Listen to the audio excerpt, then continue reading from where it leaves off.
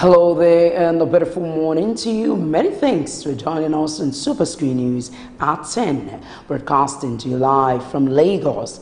I am Adinike Uwoye Ajiboye.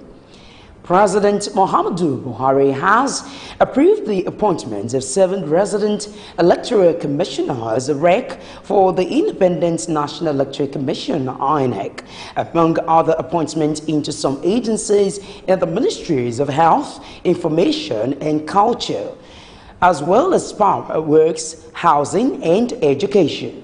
The appointments were contained in a statement by the Director of Information, Office of the Secretary to the Government of the Federation, Lawrence Ojabo. According to the statement, the new regs are Emmanuel Hart, Mohammed Ibrahim, Cyril Omoribe, Uthman Ajidaba, Shegun Agbaje, Baba Yusuf, and Yahaya Bello. Ojabo said the appointments of the regs were for initial term of 5 years, adding that the appointment will take effect from April 17. In a related development, the chairman of the Independent National Electoral Commission (INEC), Mahmood Yakubu, has expressed fears over the increasing incidence of election meddling through the use of technology in many countries. The INEC chairman discussed this in Abuja at the opening ceremony of a conference attended by the electoral management bodies of the ECOWAS member countries in the South Africa Development Community member states.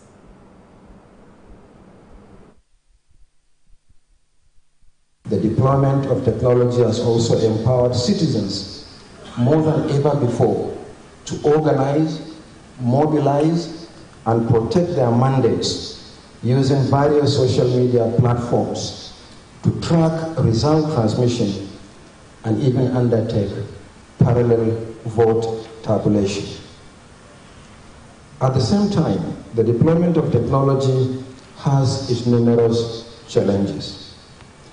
Given the deficit of infrastructure and expertise in many countries in our sub-regions and the regularity with which elections are conducted, concerns have been raised about cost, choice, and effectiveness of technology.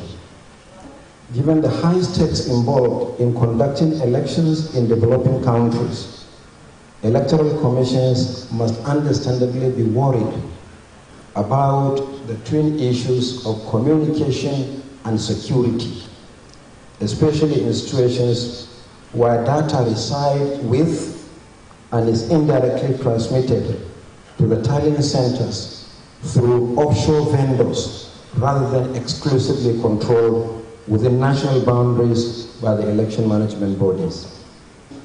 We have to contend with the disturbing but rapidly increasing incidence of election meddling through the deployment of counter-technology on a global scale by both state and non-state actors.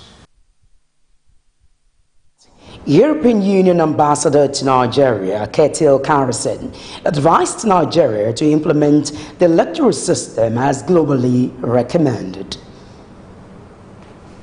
We are at a stage in history where democratic and fundamental human rights principles continue to come under scrutiny on the world stage, in Africa, and to a certain extent within European borders alike.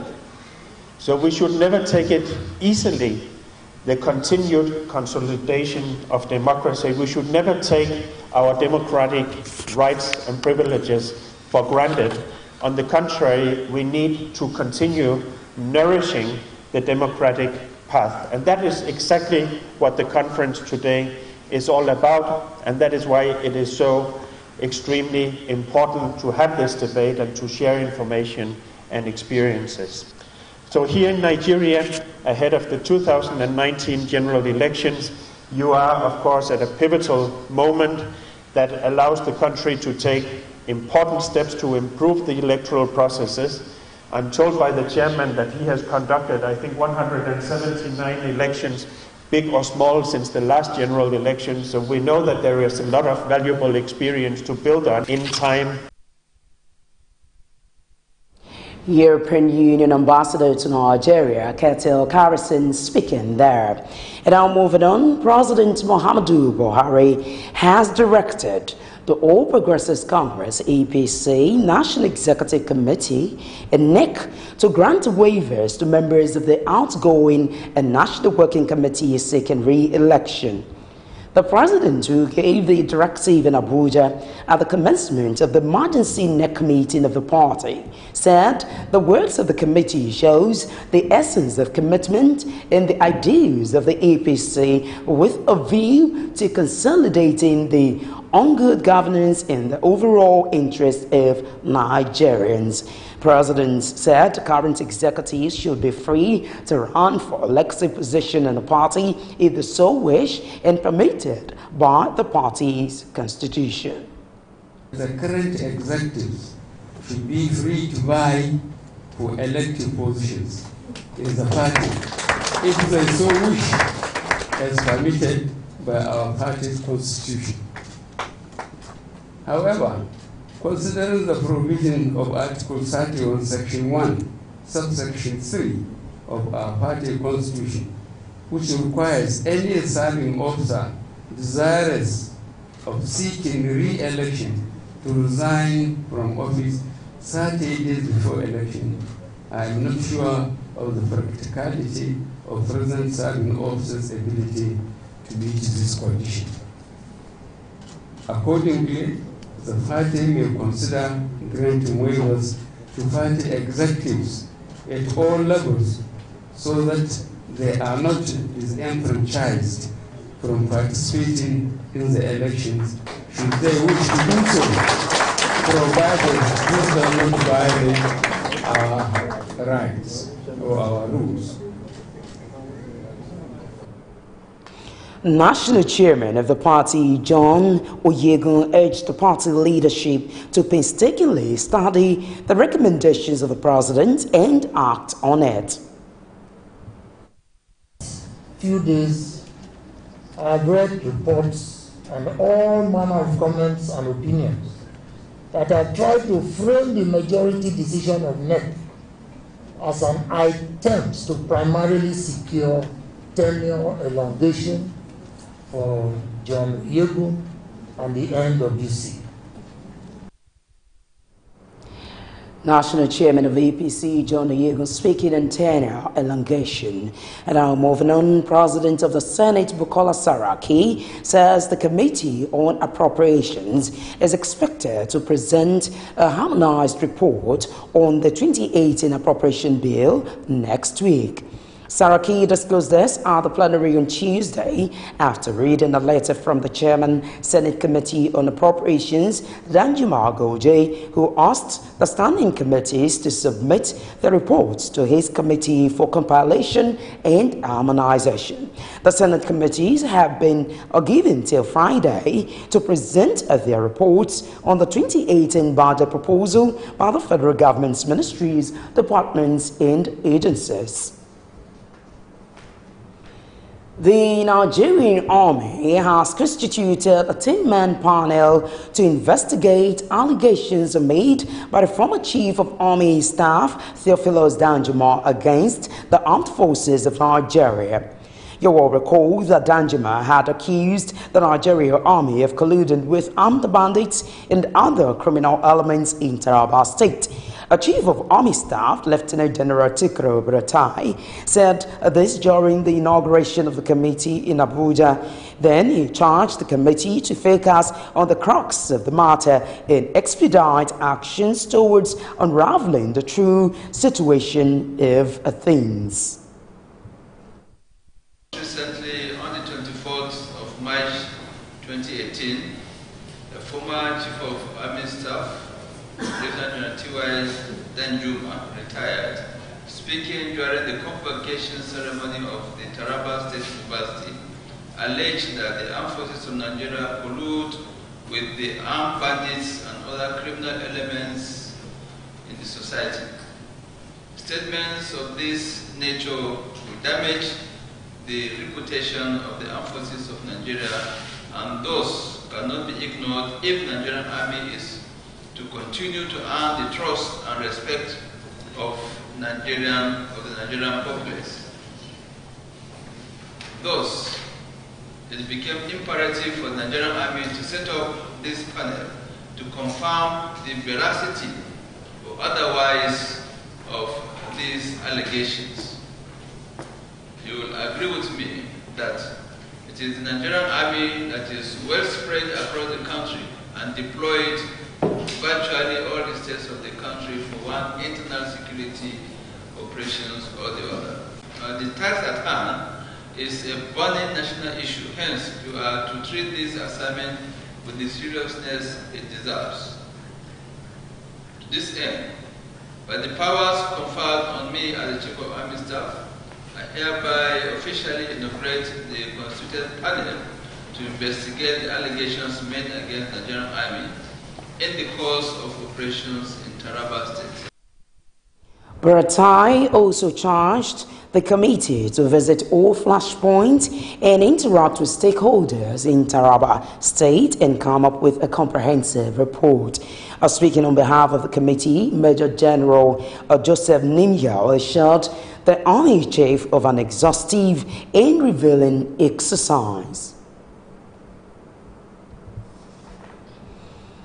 And now moving on, the federal government has confirmed the repatriation of the sum of $322.5 million to Nigeria by the Swiss government as part of funds looted by the late former military head of state, Sani Abacha.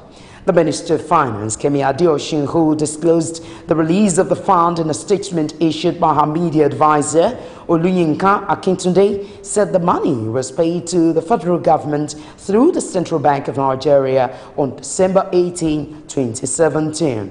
Adeosun also denied blocking the payment of $16.9 million fees to two lawyers, being payment for the recovery of the looted funds by the late head of state.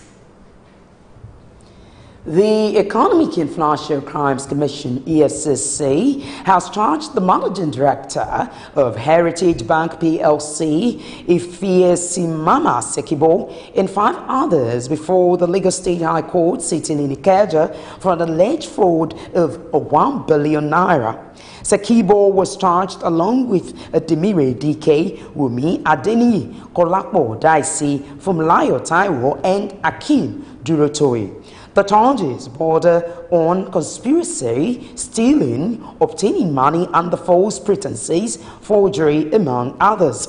The FCC alleged that the defendants obtained the sum of 1 billion naira from Heritage Bank PLC by falsely representing the sum as proceeds of Vlamin's Professional Limited investment in Heritage Bank PLC. Still talking to the show matters, Justice Bello Mohammed of the FCT High Court in Abuja has dismissed the suit filed by the Inspector General of Police, IGP Ibrahim Idris, alleging violation of his fundamental human rights by the Senate. The judge said that the suit lacked a merit as Section 88 and 89 of the Nigerian Constitution empowers the lawmakers to carry out investigations on issues of public interest. Joined in the suit are the Senate President Bukola Saraki, the Senator representing Bauchi Central Senatorial District Isa Masao, and members of the other committee that heard complaints of financial misappropriation leveled against the police. The judge also said the IGP failed to establish the elements that constituted infringement on his fundamental human rights, as he alleged against the Senate. And on health matters, the Nigerian Center for Disease Control, NCDC, says the death toll from the Lassa fever disease ravaging the country since at the beginning of the year has risen to 101. The health agency report as of April 8 says a total of 408 cases of the disease have been confirmed from 20 states where the disease has been active. Among these states are Edo, Ondo, Ebonyi, which top the charts with the highest reported cases. The NCDC epidemiological report for week 14 since the disease started shows that 408 cases have been classified as confirmed and 9 probably cases, including 101 deaths.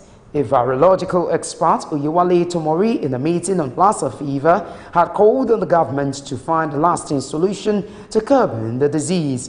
He called on the federal government to take more responsibility in combating the disease, as corruption is one of the factors hindering the fight against the disease.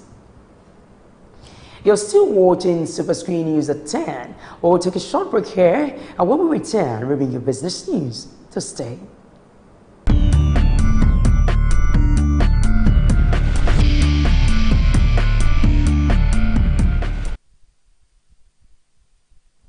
Well, many thanks for staying with us. Now in business world, a group executive director, finance and accounts of the Nigerian National Petroleum Corporation, NPC, Isiaka Abdulrazak, says the corporation made a trading profit of 250 billion naira in 2016.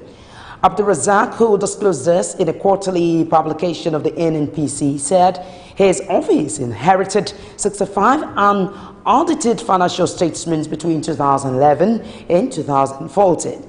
He said although there were challenges which led to the backlog, a project steering committee chaired by himself was constituted to meet with auditors and all relevant stakeholders to identify and isolate key challenges that give them priority attention.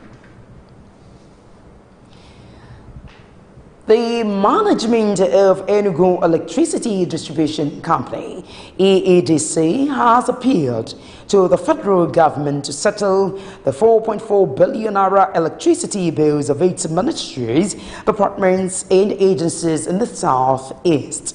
Acting Managing Director of the company, Paul Okeke, who disclosed this while speaking with journalists on Tuesday in Enugu, said the death has been outstanding since 2016, adding that additional bills had accrued to the MDAs from 2007 and were not part of the 4.4 billion naira.